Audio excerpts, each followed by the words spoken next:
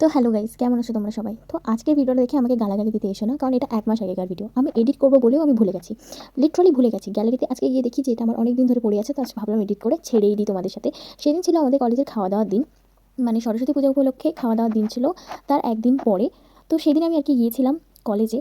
আর এমনি সময় তো আমি কলেজে যাই না, সেটা কলেজের অর্ধেক লোক জেনে গেছে যে এমনি সময় আমাকে খুঁজে পাওয়া যাবে না। শুধু এইসব ওকেশনালি ওকে আমি যাই। তো অনেকক্ষণ ওখানে দাঁড়িয়ে থাকার পরে, কারণ এখানে গিয়ে দেখি লোকজন একটাও নেই, আমরাই প্রথমে এসেছি। মানে বুঝতে পারছো গাইস, খাওয়া দাওয়ার কতটা ক্রেজ আছে আমার। ওকে, জাস্ট কিডিং, একটু মজা করছিলাম। তো তারপর অনেকক্ষণ ওয়েট করার পরে আমাদের কিন্তু খেতে বসতে দেওয়া হলো।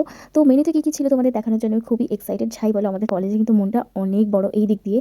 অন্য অন্য কলেজের থেকে আমাদের কলেজের মনটা আমার মনে হয় একটু বেশি বড়। এদের খাওয়ার আইটেমগুলো আমার পার্সোনালি খুব ভালো লেগেছে, কারণ এখানে প্রথমে ছিল বাসন্তী পোলাও, তার সাথে আলুর দম। আলুর দমটা টেস্ট আমার প্রচণ্ড ভালো লেগেছিলো।